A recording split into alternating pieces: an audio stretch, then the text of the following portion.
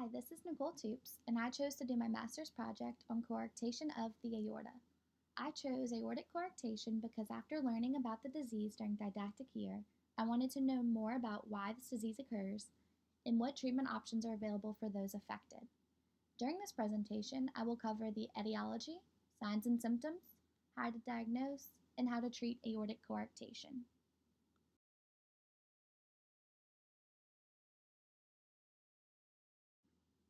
First, I will start with etiology. Aortic coarctation is found in roughly 4 out of 10,000 live births, accounting for 4 to 6% of total congenital heart defects. Almost all cases of aortic coarctation are congenital. The two main hypotheses for its development are underdevelopment of the fetal aortic arch due to a decreased antegrade intrauterine blood flow and the extension of ductal tissue into the fetal thoracic aorta wall.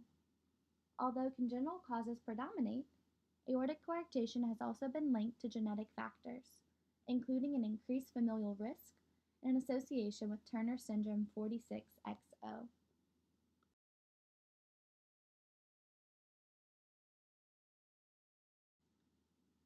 Signs and symptoms. The clinical presentation of aortic coarctation varies according to age. As a neonate, the initial diagnostic finding is a delayed or absent femoral pulse when compared to the brachial pulse. In severe coarctation, infants may present in heart failure or shock following closure of the patent ductus arteriosus. These infants will present as diaphoretic, agitated, pale, and dyspneic. Young children with previously undiagnosed aortic coarctation typically present with hypertension or heart murmurs. This prompts a more thorough workup with measurement of blood pressures and pulses in all four extremities. This uncovers a decreased systolic blood pressure in the lower extremities compared to the upper extremities.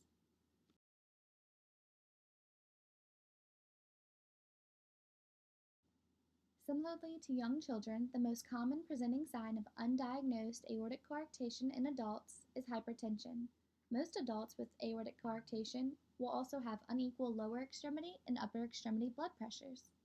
Patients may experience symptoms of headache, epistaxis, aortic dissection, or heart failure.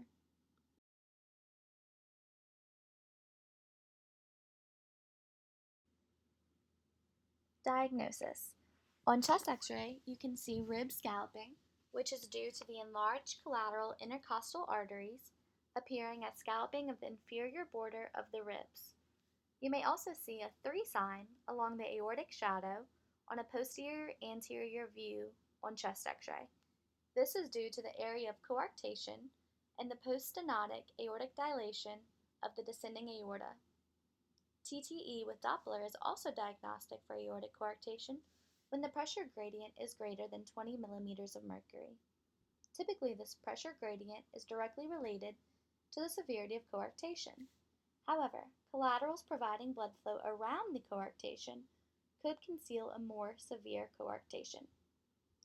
CTA has also become more frequently utilized as a non-invasive imaging modality.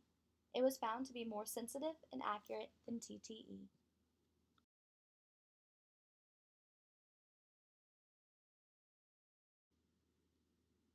Pharmacologic treatment. Preoperatively, alprazolam is given to maintain the patency of the ductus arteriosus. Dobutamine and/or dopamine are given in patients with heart failure symptoms to increase contractility and cardiac output. Postoperatively, atenolol and enalapril are the most common medications chosen to reduce high blood pressure.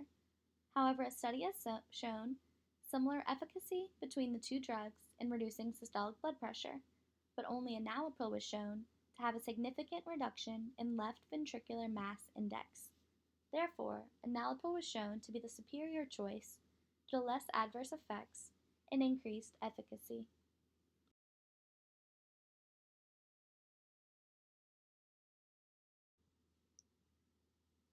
Surgical treatment. There are 3 main surgical procedures used to correct aortic coarctation: open surgical repair, stent implantation, and balloon angioplasty. Open surgical repair is the only treatment option for individuals less than 4 months old, but it is still the preferred option for patients up to 5 years old. For patients weighing greater than 25 kilograms, stent implantation is the preferred method.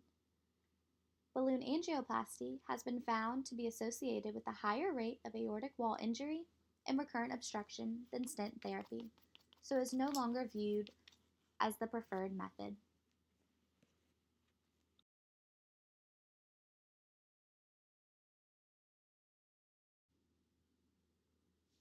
In conclusion, aortic coarctation is a congenital heart disease with a link to genetic factors, such as an increased familial risk in association with Turner syndrome.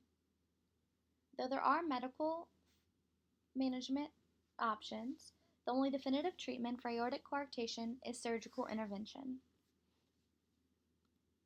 And here are a list of references I used throughout the presentation. Thank you for listening.